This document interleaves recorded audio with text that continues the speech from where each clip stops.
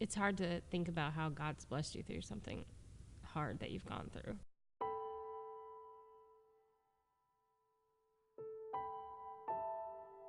It's around, I guess, June or July of 2016.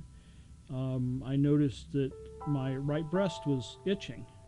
And when I'd go to scratch it, I noticed that there was something hard. And from biology class, I knew that there wasn't supposed to be something hard there. So I went to my doctor, and she ordered a mammogram and an ultrasound. They did the mammogram, and the technician, she pulled the image up on her screen. Her words were, "Oh my." And then I did the ultrasound and got all finished with it. And I was about ready to walk out the door, and one of the ultrasound technicians said, "Just a minute, the radiologist wants to talk to you." And it's like, radiologist never talks to you. So it kind of put me on edge. And he came out and he said, "I can't tell you have cancer, but you have all the telltale signs of cancer." And that was really as much as he could tell me. But it's still, when you hear the word cancer, you stop and think. Losing Mike was probably one of the hardest things that I've ever gone through my whole life. His heart had been out of rhythm, and they had shocked it back the day before. And that morning I listened to his heart because I wanted to see if it was in rhythm, and I couldn't find the pulse, so I literally put my head on his chest and listened to his heartbeat. And I never imagined that afternoon he would be gone and I wouldn't hear it again. I didn't know how to get through that. I lived that first Thanksgiving and Christmas probably in shock, and I don't know how I got through it. I know I did a lot of things to keep things as normal as I could for Hannah, because that's how I got through it. I found myself writing a lot. That helped me just to get my thoughts out on paper. I felt like, as the pastor's wife, I guess, I felt like I was supposed to comfort others because I knew the church was hurting too from losing their pastor, but yet it was my husband, so it was hard to put myself in both shoes, and kind of lost my identity a little bit as far as how I was going to go through. But writing helped me. I poured myself into Christian music, and I really listened to the lyrics and took them to heart and applied them to my life. Listened to them more deeper than I'd ever listened to them before. I feel like Hannah helped me a lot. Made sure I got out of bed and, took every breath. And so I felt like between Hannah, writing, people around me, this church, I was able to get through it. A couple of days later, we left on a mission trip down to Tennessee with the church. And I remember sitting there thinking to myself, is this a life-shortening thing? Is this my last mission trip? Those kinds of things kept going through my head.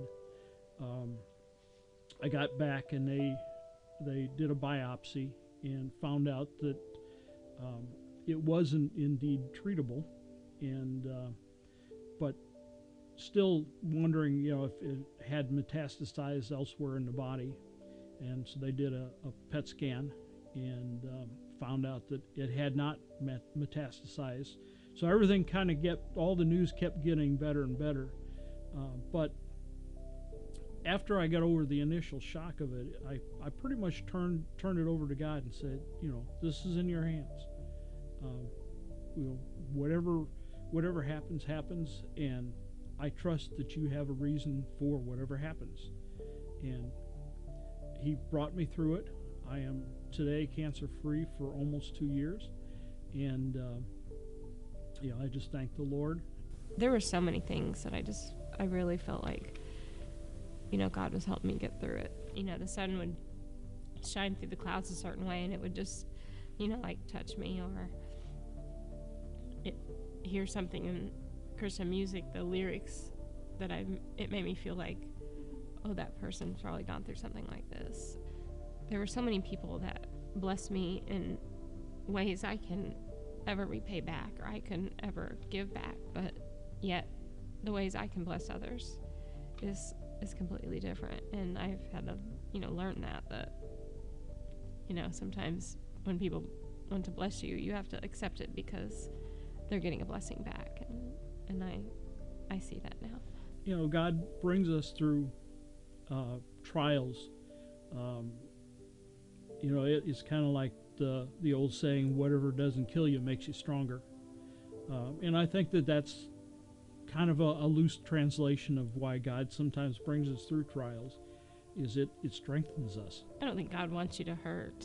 I don't think he wanted his son to hurt when he died on the cross, but I think he allows that hurt sometimes to help make us stronger and help us draw closer to him and help us to help others.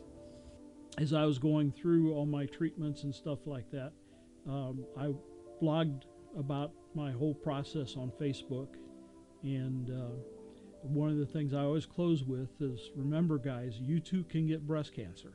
This is not just a women's disease.